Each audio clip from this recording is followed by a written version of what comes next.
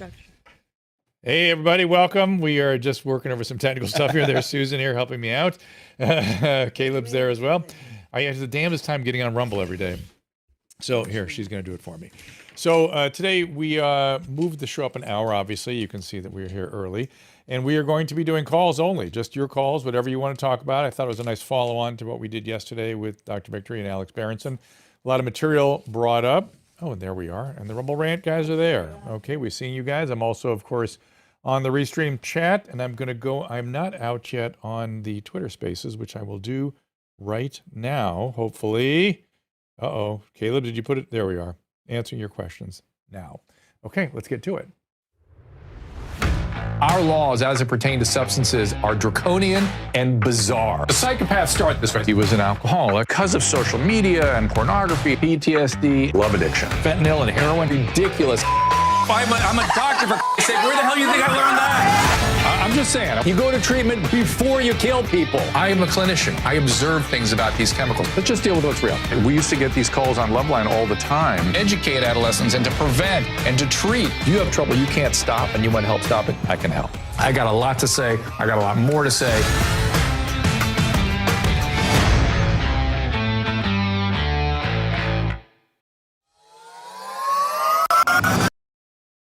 So again, I thought yesterday was a very interesting show, and as always, Dr. Victories appreciate her point of view. She has some extreme views, no, I wouldn't say extreme, some clear views that Susan's laughing, but she has clarity about things that I'm still reserving judgment on. And it was nice to hear Alex Berenson's point of view as well. I don't know about you, but I took away a few, talking to the two of them yesterday for me clarified some things. Again, a reason why I talk to people with different points of view from myself. One was I didn't know that the public health community has used fear explicitly as a tool, as an instrument. I knew that fear was being deployed. I thought it was the press really just doing their thing to try to capture more eyes, essentially, and they actually whipped themselves into hysteria and then got the country into hysteria. But according to Alex Berenson yesterday, there actually were some behavioral psychologists involved in the sort of deployment of fear to try to whip people, to try to cow people into submission for the policy of lockdown, because the public health community internationally decided collectively that the Chinese Communist Party had it right, that they were doing it right. That was the correct way to deal with this virus. Whether or not there was something about the lab or the lab leak or the funding for the lab leak, I still don't know what to make of all that yet. And people, what's that, Susan? What's the matter? You're sighing. Well, it's just communism pushing into the United States, pushing into other countries. This is how they treat communists, in communist countries. Not just communism, but totalitarianism, right? Yeah, totalitarianism. And so totalitarianism is something anathema, I thought, to what we were doing here. But in Shanghai, remember when they shut down again and everybody's in their houses starving to death, jumping out of buildings? Yes. That's what they want us to do. Well, I don't know whether they want us to do it or not. The fact that we did it to ourselves is the shocking thing for me. Right. And that we used fear and the press deployed the fear. And then here's the... Well, a lot of the press was coming from China. I don't know. The propaganda, for sure. The propaganda, but look, they picked it up because what prompted the editorial journalists at the New York Times to demand a lockdown. These are journalists. They're not no knowledge in public health or infectious diseases. Why did they get a vote? Why did they have an opinion? Why did anybody listen to them? I mean, Alex Berenson wasn't doing that. You sound like this radicalized you, this conversation. Well, no, yesterday. I already believe that. I mean, and we didn't really go into that because, because we don't know. But we do know he did have evidence that they used fear. We have known evidence in email exchanges that they completely bought into what the CCP was doing as their strategy, and that it was the strategy. They refused to change course when it was quite clear that it was not the correct strategy. But the other piece of clarity that I had from talking to both of them was that Section 230 about the internet and public health emergency, what do they call them? Emergency privileges, the policies that they're allowed to access. Both these things were used to control the public in a way that I don't think we ever want to do again, even in a real medical emergency where something horrible is going on. I think the courts have to start looking at the power that is granted to the public health and the internet major corporations through Proposition Section 230, that these are excessive and they harmed people badly. And I think we need to kind of look at that. I think we have to examine it. And I think the courts need to start at least putting some puncture holes in the extent of these potentials for power overreaches, where I guess I was sort of primed a little bit by reading Naomi Wolf's book, where she was really questioning this, that she sort of, again, she was almost writing a diary as this happened in real time, and was questioning, did we know that we had powers in this country that could do this to us? And are we okay with that? And that's really the question. That really is the question. So today I'm taking your calls. So whatever you'd like to talk about, I'm willing to do so. I just thought it was interesting. If you had any thoughts about what Alex Berenson and Kelly Victory were saying yesterday, you just raise your hand over here at Twitter. And if you missed it, check it out. Yeah, check it out. Try it out. Home Here Now. I am watching the which Naomi Wolf book? Caleb wants to know. Bodies of Others, I think it is called. Bodies of Others is the new one that she's just written. And Susan, I don't think you got me onto the right. Oh, there it is. Okay, ask me anything. Okay, I'm watching you guys over at Rumble Rants, and I'm watching the restream. See if there are any questions there. It's weird when you go to your at Dr. Drew, you just push Dr. Drew up in the top of the Rumble thing, the live feed doesn't pop up. You have to click on your head next to your latest video, and then it'll go to the live feed. Got it. That's why you couldn't find it. Brandon, thank you. Brandon was actually at my lecture in Myrtle Beach. Remember, I was in Myrtle Beach. I was in Myrtle Beach when the lockdown happened. Oh, yeah. And it was a really lovely community. I really enjoyed speaking with them. And it was one of the last speeches I did for a couple of years. It's true. And it was very, again, I was sort of shocked to see you were running things. Around a lot that week too, and you hadn't really gotten all the pertinent information. You were doing a lot of traveling. Yeah. And if you remember, there it is. There's Brandon's comment.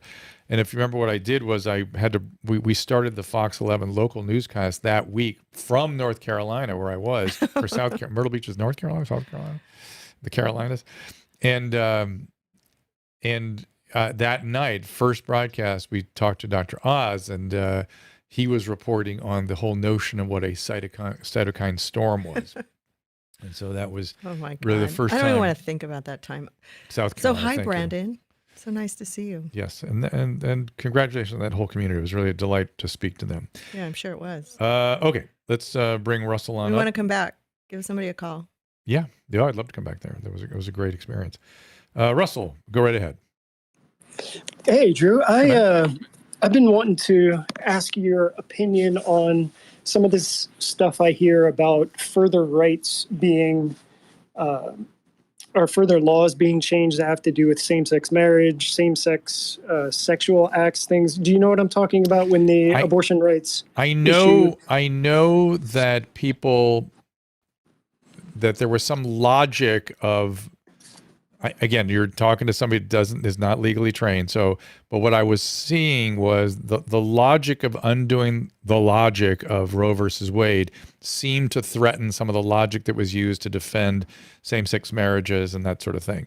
Even though literally nobody imagines this is a world where that could be threatened, it's sort of the who knows kind of thing. And to me, all I saw happen was, federalism versus states' rights. This back and forth that goes, back and forth in this country, where power becomes centralized in the federal government, and then the Constitution, some people interpret it as constitutionally excessive, and it goes back out to the states again to make decisions. If you live in a state where you feel like that kind of thing could be encumbered, then get to work immediately on some political activism in your state. I mean, one of the things that Alex de Tocqueville, I like to quote about his book on democracy in America, or just called Democracy in America, he noticed was that the reason democracy worked in this country was that it was practiced locally. It was a local practice. And if you really think about how, what kinds of governmental agencies really affect your life, it is your local government more than anything else. The ones that give you electricity and your water and your power and your garbage collection. And these are the people that in your educational systems. This is what makes a difference in your life. The federal government is a million miles away. Yes, it'd be nice to have a federal government that had some uniformity of positions on things around civil privileges and rights. I understand that, but if we can get it in the states' rights, then you're pretty much covered. That's sort of the question: is, did the Constitution intend for it to be centralized like that or not? Get it right in your state. That's sort of what I keep thinking about. What do you think? Yeah, well, I was just really curious to get your opinion on that. I had no real idea of whether that was a significant possibility, something to really be concerned about, but just want to make sure people can still try it out, Yeah, try it out. Exactly. I can't imagine we live in a world. I don't know what to think of it. There's so much it confuses me these days. We have to remember we lived in a time when people took issue with gay marriage, and then gay marriage was made the law of the land, and all of a sudden everyone was just fine with it. And I would think that people are fine with it now. I think they were struggling with to me, remembering back to those days, they seem to be struggling with the definition of marriage. What is marriage? And I think we got ourselves through that, and now we're having to sort of do it on a more local level as well as on a national level. That's kind of how I see it. Again, raise your hand if you have questions. You'll be streaming out on YouTube, Twitch, Twitter, Facebook, all the different platforms. Yeah, but again, people have been disappointing me so much the last couple of years. It's hard to know. I just don't think we live in a country where gay marriages would be encumbered again or disallowed again. I don't know, but who knows? It certainly does. The way this system was supposed to work. Whether we agree with it or not is a different issue, but the way it was sort of set up was if you don't like the government in your state, you move to another state. And I know that's sort of harsh and not even realistic for some people, but that's kind of how the system was set up. And we can argue all day about whether that's good or not, but it is kind of, what they're using as their guidelines. I do, come to California, there will not be a problem here. New York, there will not be a problem there. I can't imagine.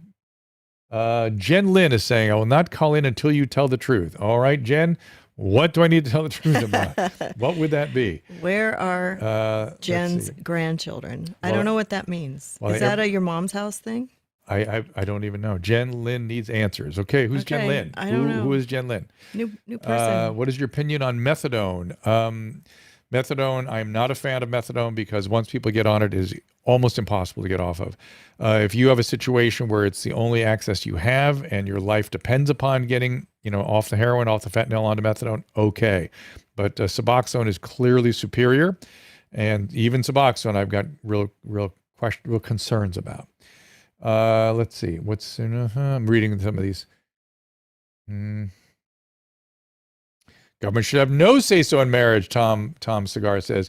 Yeah, marriage is the only contract you make with society. Think about that. Contracts otherwise are between you and an organization or you and people, but the only one you make with society at large is marriage. It's the only one. Pam asks, is Novavax safer? Don't really know yet. And it's not formatted to the newest variant yet. It is not. But it's an old platform, and if people start requiring boosters, I personally will probably get Novavax. I don't think I... Don't you want to have people test it out first instead of being the guinea pig? You're asking me personally? Yeah. Well, I would only get the booster if I had to. You know what I mean? If I was required to travel or something. And if I were required to do that, that's probably the one I would choose.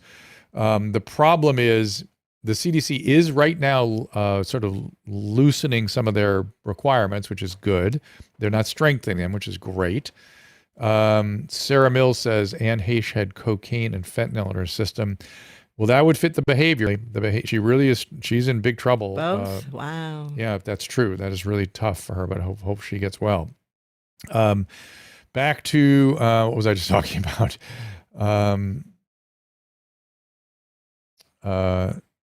Hang on a second. I mean, it makes sense. I just sat through two people. I was locked in a room with you for 3 days while you had active coronavirus. I I didn't traveled take with cocaine or fentanyl. I Though. traveled with Paulina. I shared utensils with her. So in a source of 6 weeks, I was actively just inundated Right, you were. with Omicron, and I got no symptoms. So my need for a booster is And zero. you've been flying all over Zero. the country without a mask on. Zero need for booster for me. But if the bureaucracies, which I have learned are really the problem right now, require me to get a booster, I would have to get it in order for us to travel, and that'd be that.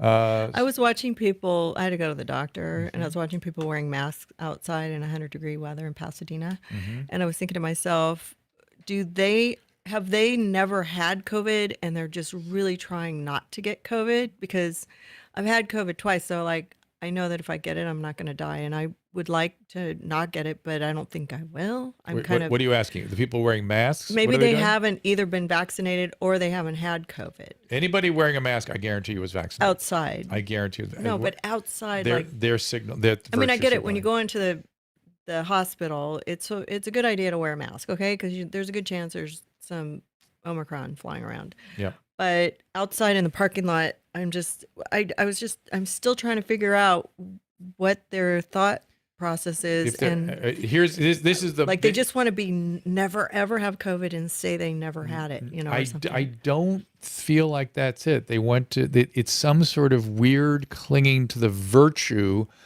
of this behavior. I mean, Somehow maybe this behavior maybe is they haven't been virtuous. vaccinated. Maybe they. No, I've never met somebody who's masking that hasn't been vaccinated. Masking and vaccines are the same people. That's the same people. And then the masking, and what the really curious group to me is outdoor with a surgical mask, which has absolutely no benefit whatsoever. Well, even just a mask outside, like when you go outside, it's hard to breathe, and nobody's going to give you COVID outside in 100 degrees. Well, if you remember right? when we were at the airport, we met a couple who was wearing a mask, and I found it odd. The surgeon that I sat well, next to. he was not wearing it in such a way that it would do anything. No, he was wearing his mask on the plane the whole time. He sat next to me. Then and he he's took a it heart down. surgeon. Then he took it down and put it on his chin. To talk to us in the thing. That now it didn't work. You have to. It's literally if you go in a patient room. Let's say you go in a room. His wife gave him the eyeball and made him put it back. I so it was more understand. her. Right. And she was Asian, of course, but I don't want to say. Are you saying something? I feel like more Asians are wearing them in the airport than usual, than other people. Because that's culturally more probably. accepted? Yeah, well, they were wearing them before. Okay, You know, they okay. they think they're better, and maybe. All right, that's fine. I'm- I have no problem with people wearing a mask to protect themselves. Yeah. That I have no problem with that. That makes perfect sense to me. And you wear an N95 mask, but you must wear it 100% of the time. Think in terms of going into a patient room with an infectious disease and trying to protect yourself. If I went in a patient's room, I would not lower the mask below my nose to talk to the patient. I would leave it on perfectly the entire time I'm in the room. I think he was. Then I would take I think it off. he was unvirtue signaling to show you that he really thought it was bullshit. That but he was didn't doing care. it for his That's wife. what I thought. Yeah. That's what it looked like to me too. I wish I had a mask on. I fell asleep and started snorting and snoring next to him because I was so tired. Okay, So- here's Epic Journey saying, I always wear a mask outside in the summer because of smog. Okay, well, that's a different thing. That's okay, fair enough. Sam says, I often just don't take it off until I get to my car. Why? Okay, well, here's the one there. Okay, let's try to be rational about it. Omicron is more like measles as compared to the Alpha and the Delta. The R naught of Omicron is like 17. So there actually is some possibility of it transmitting outdoors, though practically it just doesn't happen. So to wear the mask outdoors makes no sense. Now I understand you forget you have it on, you leave it on. That makes sense to me maybe. But it's just kind of silly to have a mask on outdoors. So I'm not sure I get what people are up to with that. I'd like to hear, and people that do it are self-righteous about it. And I wonder what the self-righteousness is about. I mean, why do you have any feeling about it other than you're just trying to protect yourself? If you want to do that, please do so. Yes. And Jay says it's a joke. Everyone takes it off to eat and drink. Right. And that nullifies the effect. That makes it not work. So rational revolution indeed. Let's see. I just want everybody to have their own choices. I didn't care he had a mask on. I wasn't judging him. I felt, Yep. Yep. He's a heart surgeon. He can't be off work if it gives him that little bit more protection. As we discussed with Alex Berenson yesterday, that even New York has similar mandates to to California, but we were in New York City just a couple of days ago, and nobody pays any attention to those mandates. He did tell you that he's doing more heart surgery or heart transplants. He said he was doing really lung transplants, and those were the COVIDs. We talked about heart transplants. He said to see a few of those. And my question was that COVID or was that vaccine? And it's not really, we don't really know. What's my thoughts on celebrities shaving their head? You know, Brian, when people shave their head, it's often a manic symptom, an aggression symptom. So people with addiction, people with bipolar mania will suddenly shave their head. That's sort of something that happens. And sometimes it's just a fashion statement. Sometimes it's just sometimes, as they say, sometimes a cigar is just a good smoke. Bien saying wearing a mask is self-righteous. I assume that someone wearing a mask is self-righteous. I do not assume. It has been my experience that when I talk to people about their mask wearing, they're quite self-righteous about it. And I'm wondering why they have any feelings about it. They just want to protect themselves. Please do. Okay, let's see what else going on with you guys. Okay. I mean, it'll protect you against other stuff too. So whatever. Against respiratory. Yeah, respiratory a cold. You can kind of avoid it. Colds are kind of on the hand. Some are, right. Some are. Or if you have a cold, it'd be good to wear it and not make everybody else sick. Let's see. Here's Brandon, who's been a methadone for 22 years. I had a horrible cold when I was on a plane sitting next to Sugar Ray Leonard, and I couldn't talk to him the whole time. Mm-hmm. And at the end of the plane, I was like, sorry, I couldn't say hello. And he goes, I said, I have this runny nose. I don't want to give it to you. Okay. I wish I had a mask. It would have been better. But he goes, you need some vitamin C. Okay, this is MGO. Let's hear what you have to say. Again, when you are called up, you have to unmute your mic, which is in the lower left-hand corner of your phone, and go ahead and speak. Uh-oh. Okay. Hey, Dr. Drew. Hey, man. What's Can happening? you hear me? I hear you. Hey, I just have a question. If we go back to the beginning of the pandemic without the fear inside of it and knowing that this to be a highly transmissible and deadly disease, wouldn't it make, I mean, I don't understand that, wouldn't it make sense to avoid people, and the lockdown would make sense at that point? The majority of transmission was in the home. So you were locking people down in the environment where most of the transmission occurred. And you still had, the workers that were essential, and they got it, and they brought it home. If you could lock down perfectly where everyone just locked in a cell like China did, maybe. But the reality is respiratory viruses just do what they do. We've known that forever. The whole notion of lockdown is you will never find it in an infectious disease book anywhere. And in fact, the only time lockdown was attempted was in Venice in like the 12th century, and it turned out to be a disaster. And even the notions of lockdown that were discussed in infectious disease circles were for influenza, and it was local lockdowns, primarily schools, because kids are the primary transmitters of influenza. No one ever contemplated locking down a country. That was never contemplated. And it clearly didn't make any difference. The states that locked down did the same as the states that didn't lock down. Now, you could say it was fearful and we didn't know and they did the best they could, and I get that. And so for 4 months or 6 months, I signed up for it. When our state locked down, I said, okay, they're preparing for the worst case, and these are hard decisions, and I understand it.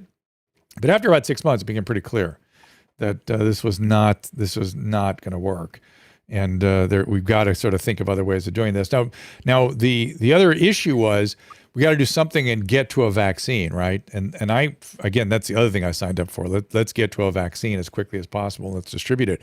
And remember what a disaster the distribution of the vaccine was. Oh, yeah. Remember, that was a mess too. And remember what a disaster testing was. If we'd been we were supposed to do testing and then, and be able to sort of notify people who might have been exposed, and to particularly keep people that were genuinely at risk of dying from this thing in a sort of isolated, quarantine posture. That has been discussed. Taking at-risk populations and, really protecting them, that made sense. And then the other thing that didn't make sense was sending people home who were sick and telling them to come back when they were sicker. That's how young people got into trouble with COVID. which was Right. It which was too late. That was terrible. That's one of the things that bothered me the most. How early is in this Sam thing. Shocker's brother? That happened to him, right? Correct. He was sent him to go, All right. and, Well, and, thanks for and he I've died. always wondered why. And he died of it. Yeah. So they He it died? just yes. Oh, I'm so and sorry. and she, it is a look. The thing is, it's a horrible illness. It was a horrible outbreak. Needed aggressive measures. It's exactly what I kept saying from the beginning. The CDC should have been managing it. Dr. Fauci should have been managing it. We should have taken the risk populations and isolated them. We should have done our best to get to that vaccine.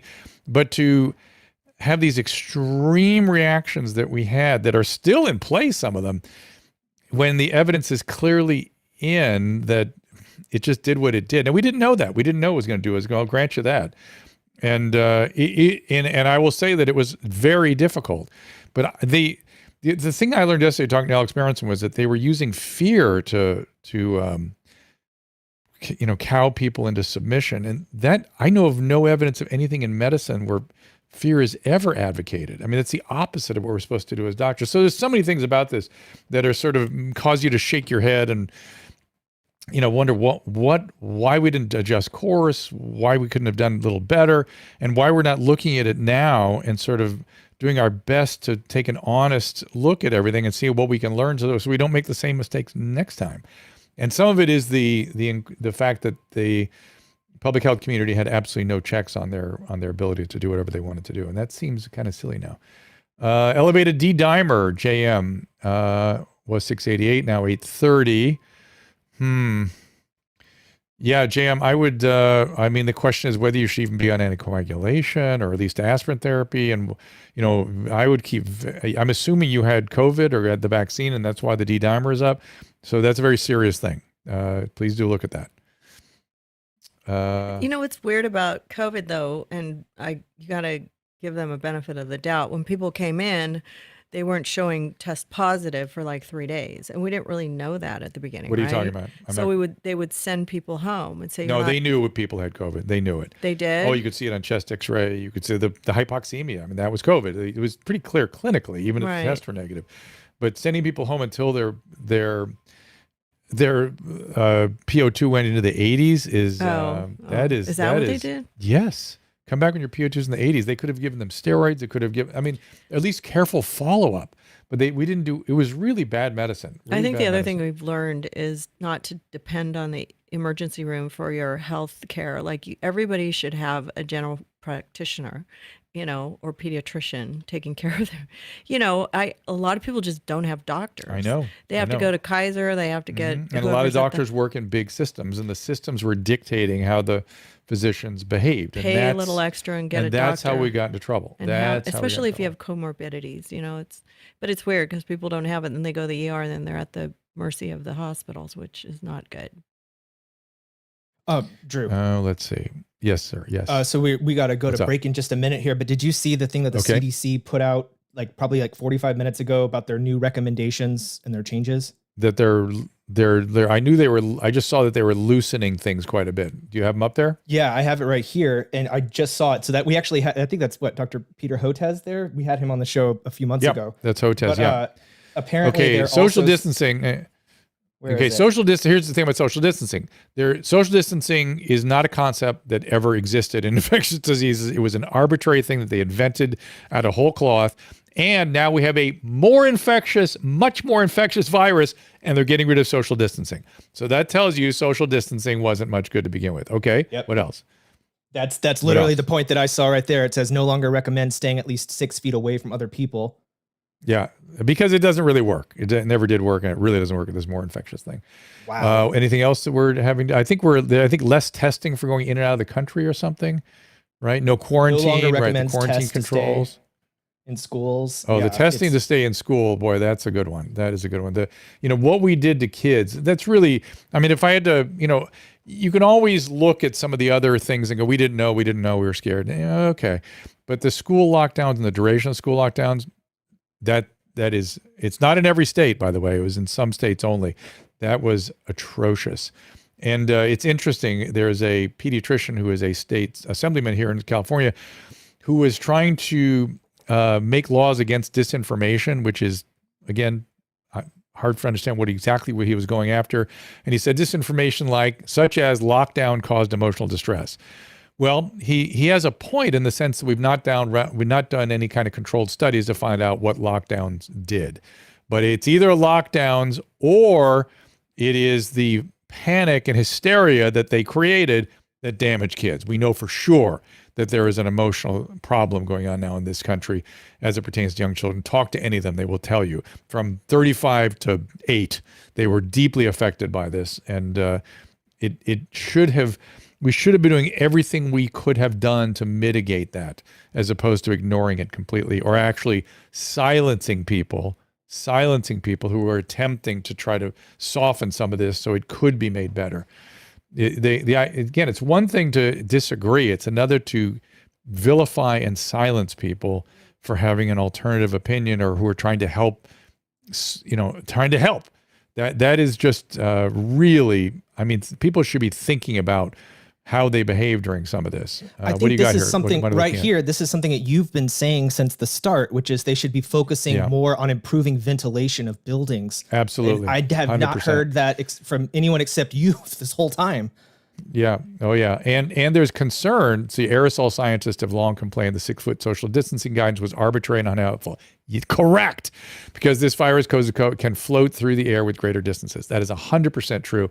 And in fact, masks may make that worse. That's what some of the engineering were concerned with. If you remember, we interviewed an engineer here who was very concerned, particularly about the tight-fitting masks, which would protect the individual.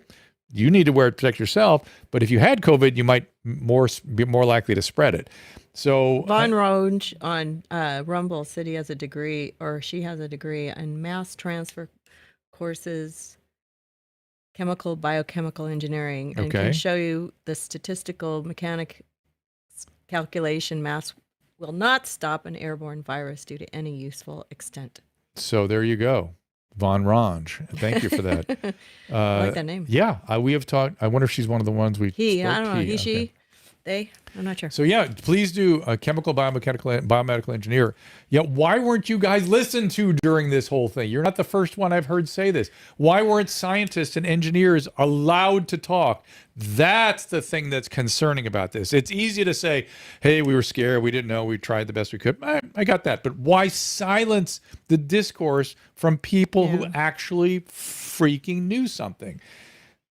It's too much for me. It's too much. Because Barbara Farrar was working on her career on television. I don't know what it was. Crying on camera. No, I'm not sure. I don't know what it was. But. Okay, let's take a little break, hear about from our friends from Genucel. We'll come back and take more calls. I think we have found the holy grail of skincare. Genucel has absolutely changed, certainly my skincare regimen. I like that vitamin C serum, the under eye creams, skin nourishing primer. Susan loves the eyelash enhancers, uses it on her eyebrows as well. Genucel has everything to make us both feel and look amazing. Best part, the quality of the products. Using pure ingredients like antioxidants, copper peptides, and a proprietary calendula flower base, Genucel knows how to formulate products to perfection without irritation. For Susan, she hates that annoying dry area under her nose during allergy season, like right here.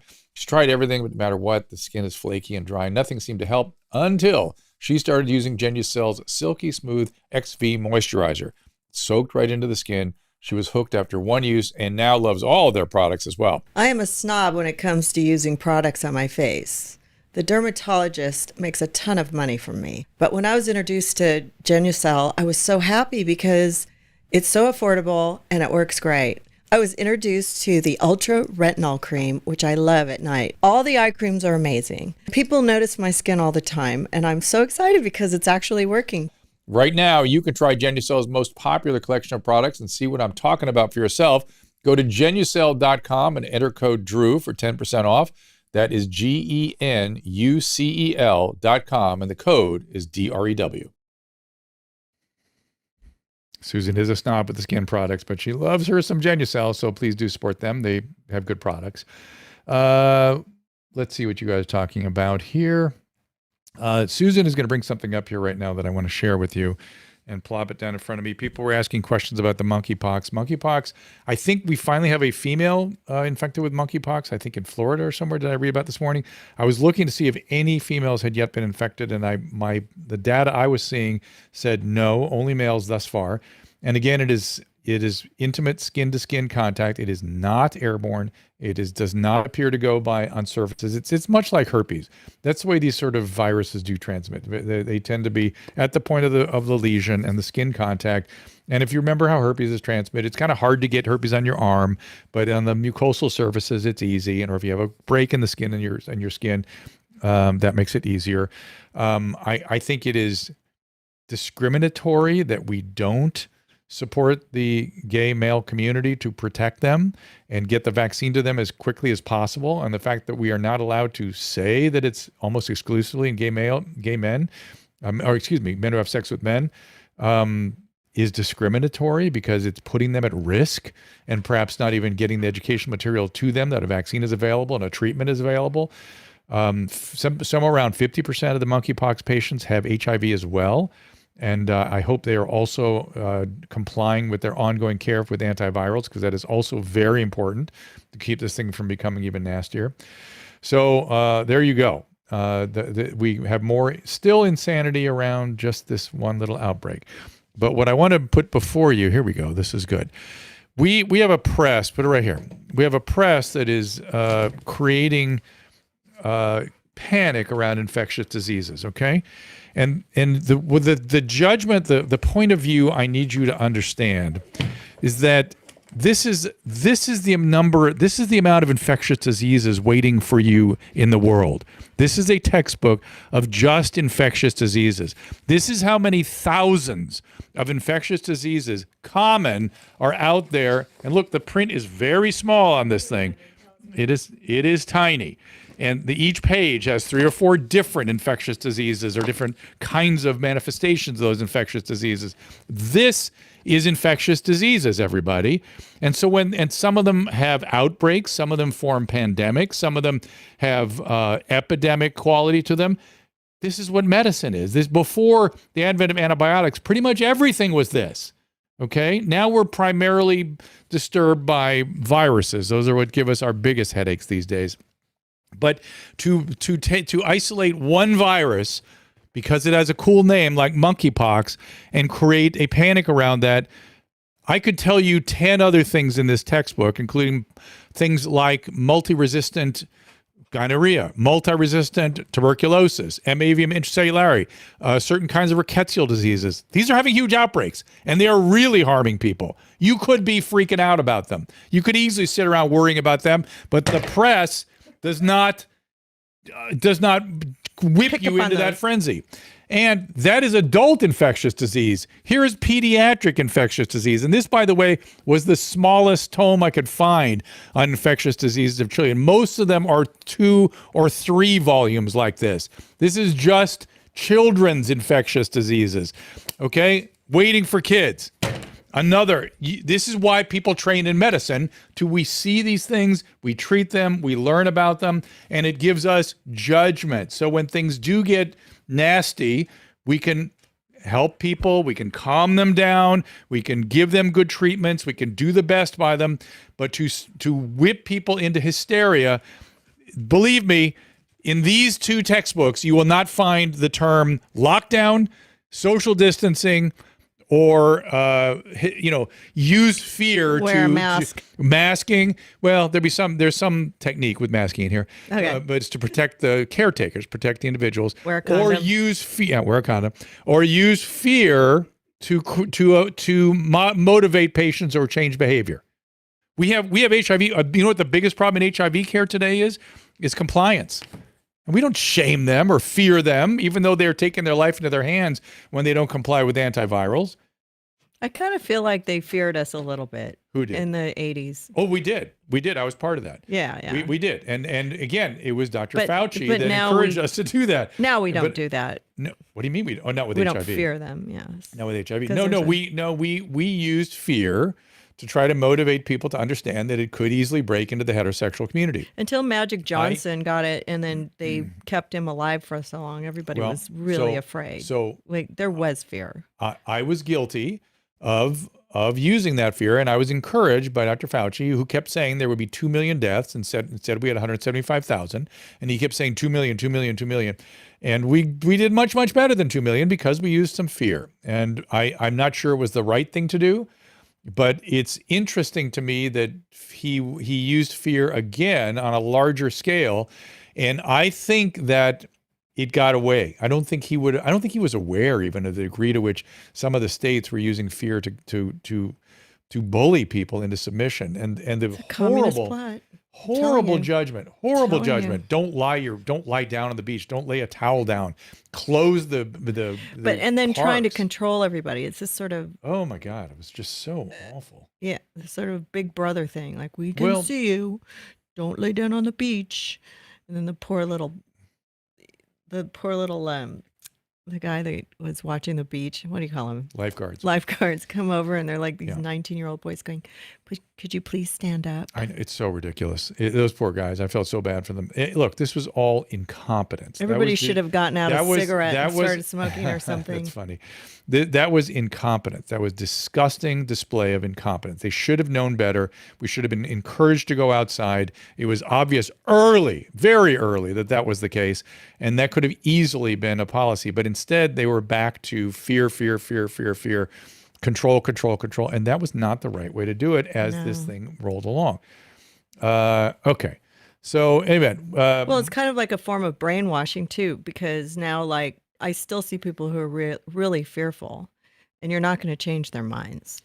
Well, what do you think that fear is? Because what do you think that fear is? Omicron is a much milder illness, although I've seen some nasty Omicron. I've seen some of it. Well, we have vaccines. Some people, like in the poorer neighborhoods and, the different areas like of New York and stuff, they really were scared. They saw a lot of people die, and because they all live in very small contained areas with a lot of people, and they were carting grandmas off left and right, and they were dying, and the closeness of proximity in New York, everybody was just so fearful, and I can see that. Now it's not. Like, now Times Square is up and running. People are shoulder to shoulder. Right. They're blowing smoke all over each other. They're required to wear masks on the public transportation, yet nobody wears them. Nobody does. But did we wear it when we went on? No. I don't remember. No, we didn't. No, we did not. No, I seem to be. I mean, I'll pull it out if somebody wants me to. I don't care, but they're not enforcing it. But it's also really hot. You know? It's just it's really hard to see irrationality when and the opposite of good medicine. Again, it'd be the equivalent of going, you have cancer, you could die, you could die. That's not my job. My job is to go, it's a bad illness, we got this, keep going through your daily life, wear a mask, you want to protect yourself. This thing is nasty. We'll get you monoclonal antibodies. Here's how you do that. There were just so many things they didn't do. Remember back when I was 2 years ago, I was, really upset that they weren't teaching people about monoclonal antibodies, which were free and available to everybody. So I went very public about my, when I was very sick with alpha or delta, whatever I had, and used monoclonal antibodies, and was remarkable how much it helped me. And the overwhelming feedback I got, oh, you're special, you can afford it. No, it's free and it's available to everybody. Yeah, and that was somehow offensive to people. That that the government bought it all up and was making it available to you, and to tell you that is offensive. Well, it wasn't available everywhere, though. It was hard to find. It was not hard to find. It was highly available, highly available. Yeah, it was everywhere. People just weren't aware. Yes. Thank you. I mean, Florida just made it easy. You could and you were pushed back on for trying to educate people about it. That's the insanity we were in. So politicizing medicine. It turned into a political thing. Well, was it politicizing, or was it just the panic and hysteria? And then why silencing people discussing how to approach this thing better? Why doing a better job with it? Why would that have to be silenced? Michelle, go ahead. Hey, how are you? Hey, good. So my question is on a much lighter topic, although I was terrified to have sex in the 80s. Nice. Can I ask a question about the Adam and Dr. Drew show? Yeah. So sometimes, and I love the podcast because I love to hear you two. I can tell you're really good friends, but he can be naughty to you. Not naughty, nasty. Nasty. I almost have to, I cringe and turn away. And I'm sure he doesn't mean to be that way, because I would date that man in a heartbeat and laugh my ass off for 2 hours. But is that just his personality? It is his personality for sure. Susan, let's get Susan's thought first before I pull the curtain back. What do you think, It's Susan? not a shtick. Well, it is he leans into it a little bit, because he rarely talks to me that way in real life, but he does. It will happen, but rarely. I think he sort of leans into it a little more on the show, which is fine. And look, I don't care. It doesn't bother me at all. And I mean, Drew could fight back. He just doesn't choose to. Yeah. Do you? I could. I haven't really listened to the show in a while, so I don't want to get into it. I think the show. I hear you guys talking on the phone every day. So. I know. I think it's been, and you don't hear that when we talk on the phone at all. No. But I think it has been a lot better. I think the show's actually been better lately. I think it's been very interesting. Yeah, because you pissed him. People got pissed off when he was mean to you. No, because we're just getting into interesting territory. Because you can because you can suddenly talk about things again. I mean, before if you talked about anything honest, you were like, is somebody going to cancel me for being just talking about what I'm thinking and feeling and seeing? Now you can kind of examine things again, and it makes it more interesting. Yeah, it has been. A couple of times I've been like, man, I would smack that man if I was sitting across the table from him. All right, that was my question. Thanks, guys. You got it. Appreciate it. Thanks for listening. That's so funny. That is funny. I would smack that guy. But she said she'd also date him, so. I know, which is pretty funny. I think I'm blank. Is it Amanda? I blanked on your name again. What is your name? Liz. Hey, Dr. Hey, Liz. Drew. How are you? Thanks. My heart just broke only a little bit. No big deal. No, I'm kidding. Today, I just wanted to ask about hepatitis. I mean, and just kind of the hepatic cells and the kind of progression of liver failure and from the very beginning stages all the way to cirrhosis. Okay, so hold on, slow down, because I think I'm going to have to get another textbook on hepatology and plop that down in front of me here. So let's just first talk about, what do you mean when you say hepatitis? Hepatitis, the word literally means inflammation of the liver, right? Correct. Now the question whether it's due to medicine or alcohol abuse or hepatitis C or B, a virus, whatever it's correct. So virus, right. Virus, medication, toxins, obstructions. Let's see, what other sort of there can be other circulating factors that can cause inflammation of the liver. So which do you want to know about? I just want to know about, I guess, on a hepatic cellular level, sort of the destruction that occurs from any of those. And they're all different. They're all different. They're all different. Okay. The liver is highly resilient. It's one of the most, you can literally cut off 2/3 of your liver and you'll grow it back. And it's highly dependent on its architecture for that ability to regenerate itself. It's like a series of dodecahedrons on top of each other. And the problems develop when the architecture starts to break down on a large level throughout the organ, okay? So having the inflammation, so there's inflammation, which it makes the liver cells not work right and makes some of them die. And that inflammation can include what's called a fatty metamorphosis, which is not fat in the sense that we have adipose. It's fat in the sense of fatty acids accumulation within the cells themselves, so to make them not work right. And eventually they do kind of break down. And when they break down or rupture, that brings in a bunch of inflammatory mediators. And there's various inflammatory conditions of the liver. There's something called acute sclerosing hyaline necrosis, which is something that happens when people get alcoholic hepatitis, right? And some of these more active inflammatory processes in certain genetically prone individuals, it's not necessarily going to happen to everybody, but whether it's more the chronic inflammation and chronic breakdown and the chronic sort of enlistment of these inflammatory cells, and then these inflammatory cells disgorging their inflammatory mediators and their cytokines and bringing more inflammatory material that ultimately results in the laying down of scar. And another name for scar is cirrhosis. And when the scars start getting laid down across that dodecahedron structure, now you got a problem because the cells keep trying to regenerate, but they're called regenerative nodules or cirrhotic nodules, and they can't go anywhere, and they continue to break down, and they continue to create scars. So then once scar starts, that's when it becomes inexorable. So you always want to get at it before the scarring starts. Does that make sense? It does, absolutely. I guess I was more, wondering about like liver failure and more of the acute. Yeah, and liver failure is a whole other thing, right?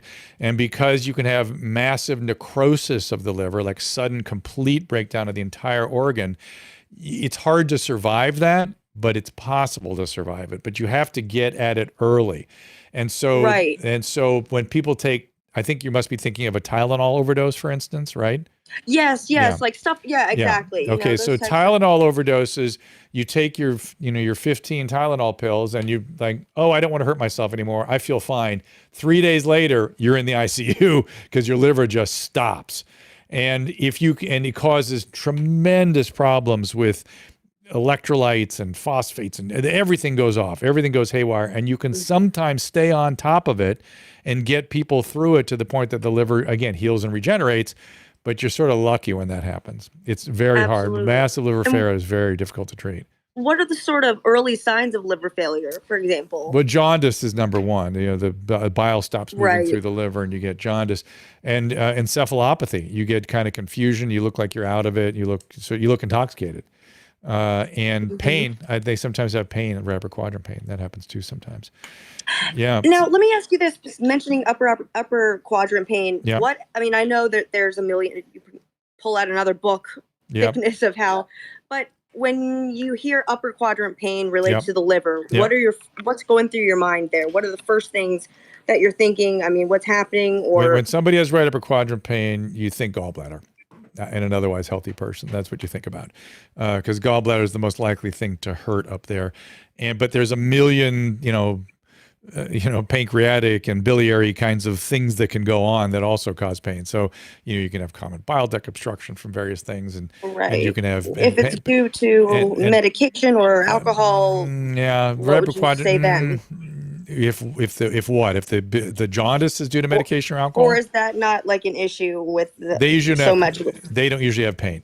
We worry about the pancreas. The pancreas can hurt. But that's more in the middle of the abdomen, not up in the right upper quadrant, and you worry about something expanding in the liver too. I mean, occasionally masses in the liver will cause pain. So it's just. You think we live in a time when you can look around. You get a CAT scan or ultrasound, you can see what's going on there. Liz, I got to keep moving. Thank you for the questions. Thank you. You bet, as always. Thank you for coming in here. And we'll get Marissa up here. These are interesting questions. I'm happy to talk about this stuff. And Marissa, to talk, you got to, there you are. What's up? Hey, Dr. Drew. Hey. I love all the work you do with addicts. I struggled with addiction for 20 years, alcohol, and stopped at 38, now 41. And now I'm starting to get worried about later on in life. So I just wanted to ask you about what to look out for later on, because I know we're talking a lot about liver and stuff like that. Yeah. So again, I would maybe, if you really want to look at it, go see an internist and maybe get an ultrasound of your liver or a liver scan to make sure everything's okay. Is there any possibility that you have any kind of hepatitis, or were you ever exposed to anything?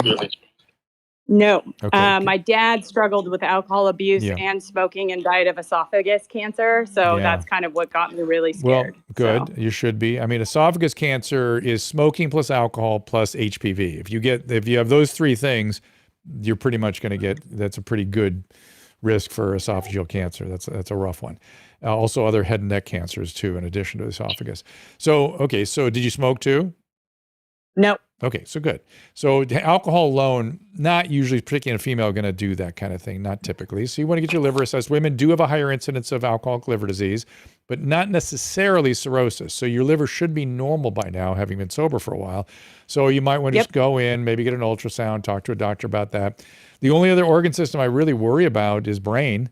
Keep your brain as healthy as possible, get proper sleep, exercise right, and that's it. And most people, in reality, even after long periods of drinking, kind of dodge serious stuff. Most people do. So hopefully you'll be one of those that does so. Perfect. Okay? Thank you so much. All right, you got it. Yeah, brain is a rough one though, because brain, alcohol's not good for the brain for any of us. As we get older, we want to preserve as much brain as we have. Alcohol is not exactly our friend when it comes to that stuff. Let me quickly go through your guys' Restream and Rumble rants here, if you guys don't mind. Give me a second to look at these things. I've got to wrap up pretty soon here. Appreciate all the questions. Is that true? Casey Gates tells us that Gavin Newsom's family is not vaccinated. I don't know if that's true or not. That'd be kind of wild, wouldn't it? And on the Restream, I think I heard that too. I heard a rumor that his kids weren't vaccinated. And again, I would argue the decision to vaccinate young kids is a very difficult decision. It's not a slam dunk. If you're 75, it's an easy decision. That we're clear the vaccine helps people over the age of 75. Very clear. Oh my gosh, hepatitis C and herpes from the same date rape. Whoa. That is rough. I hope you got treated for the hep C, because that now is a treatable condition. One of the things I didn't mention about hepatitis, talking to Liz, is that for years of hepatitis, particularly hepatitis C, you can get liver cancer. That is something that definitely is a complication of chronic hepatitis C.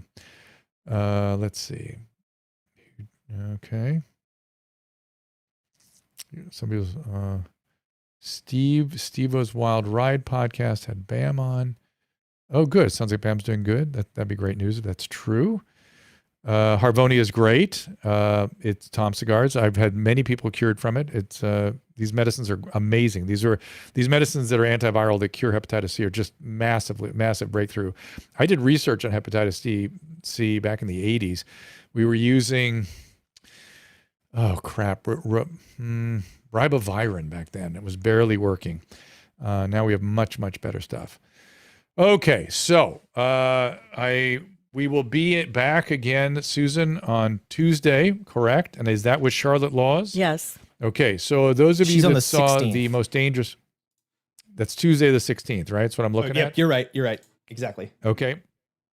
Charlotte Laws is the mom, there she is, the mom that took on Hunter Moore, who was the most hated man on the internet, and she's the one that really got him put in prison. And so watch the most hated man on the internet. Yes. Is it on Netflix? Netflix has been one of the top shows on Netflix for the last few weeks. If you go to the second episode, you'll see my interview with her on my old HLN program. And she was very effective. And we wanted to get it caught up with her and see what she's doing now. She's a journalist. She's obviously someone who you don't want to cross. She's takes care of business. She and her daughter figure prominently into that show. And Hunter Moore apparently is back out in the world and has no remorse for what he was doing. And, no, I thought he was still in jail. Nope, he's already through. That's what I read somewhere. But Charlotte will give us an update. It'd be very interesting to hear from her. So please pass the word along that we are interviewing Charlotte Laws. People liked that show and liked our interview with her back on the documentary. So it is Tuesday, 3 o'clock Pacific. And then, of course, we will have our show with Dr. Kelly on Wednesday. Peter McCullough is the guest. Very controversial dude. I'll be, again, an excellent physician, good academic. I don't agree with everything he says, but it is time we run down memory line. And I've been thinking more about something Caleb said about how if you keep things in the dark, it makes people more paranoid, more prone to conspiracy theories. And he is absolutely 100% right. And so I want to bring things out to the light and talk about it and think about it. Just talking to Alex Berenson clarified some of my thinking a little bit. Yeah. He also, by the way, was very helpful with the Swedish study that Dr. Victory had quoted about the nature of there being possibly some way that the mRNA viruses are reverse transcribed to DNA. Apparently that study was taken down. It was an in vitro study. More to be revealed on that. I have my eye on that. And Matthias Desmet is a German psychologist who has the notion of mass formation psychosis. They exposed me to that guy, which I thought is interesting. And I will look at a little more of his stuff before we get going with Peter McCullough.